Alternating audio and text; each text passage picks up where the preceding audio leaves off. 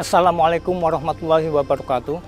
Alhamdulillah allazi arsala rasulahu bil huda wa dinil haq liyudhhirahu 'ala dini kulli wa kafa billahi syahida.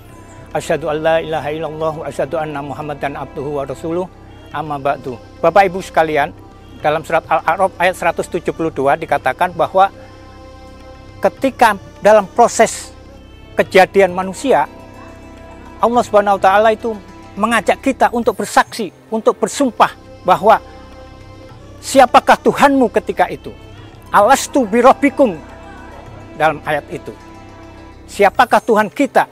Dan kita serentak menjawab, qalu bala syahidna. Kita menjawab, Allah Tuhan kami.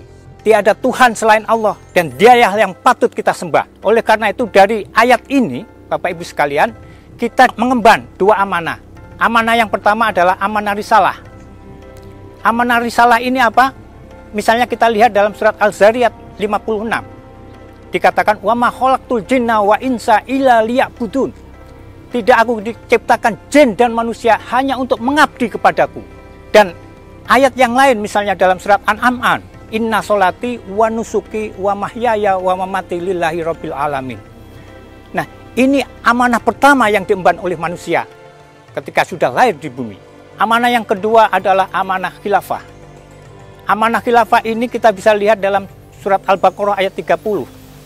Ini ja'ilun fil ardi khalifah. Bahwa Allah menciptakan manusia untuk menjadi wakil Allah di muka bumi. Nggak main-main bahwa manusia itu mengemban amanah ini. Oleh karena itu Allah memberikan bekal kepada manusia.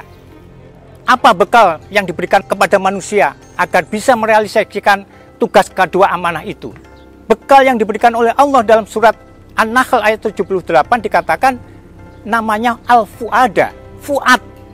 Jadi kalau Bapak Ibu punya nama anak Fu'ad, itu adalah bekal yang diberikan Allah kepada manusia. Fu'ad itu apa?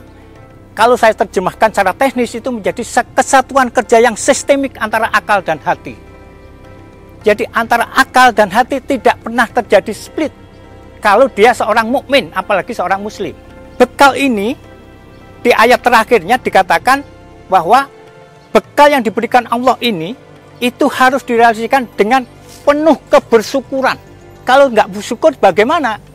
Di ayat yang lain dikatakan kalau manusia tidak bersyukur maka dia termasuk orang-orang yang lalai ataupun diibaratkan sebagai binatang-binatang yang liar. Nah, untuk mengemban keamanah inilah Allah memberikan fuad atau fuada ini untuk bersyukur. Nah, ketika dia bersyukur, bagaimana proses bersyukurnya? Proses bersyukur inilah yang dalam ayat Ali Imran ayat 191 ditegaskan, alladzina yadhkurunallaha qiyaman wa qu'udan wa 'ala junubihim wa yatafakkaruna fi khalqis samawati rabbana ma khalaqta hadza batila subhanaka faqina adzabannar.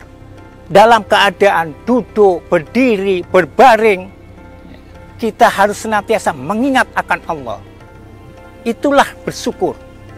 Sampai dia berkata, Rabbana ma khalaqta hadza batila subhanaka faqina adzabannar. Bahwa tidak sia-sia Allah menciptakan sesuatu itu. Dia mengucapkan subhanallah, maha suci Allah yang telah menciptakan ini.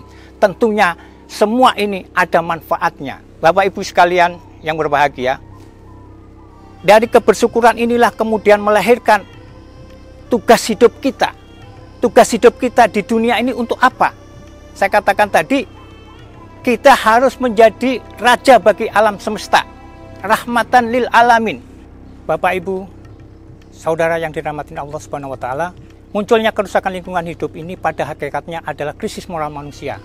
Untuk menghindari bencana-bencana yang bakal terjadi, maka manusia dianjurkan untuk kembali kepada metode Al-Quran, sekaligus melakukan penelitian dengan membandingkan kerusakan lingkungan ekosistem yang terjadi pada bangsa-bangsa terdahulu. Oleh karena itu, marilah kita lestarikan, kita jaga alam ini, kita lestarikan, kita lindungi lahan gambut yang ada ini, dalam rangka menunaikan amanah-amanah kita di muka bumi ini, sekaligus sebagai bagian daripada ibadah kita sehari-hari.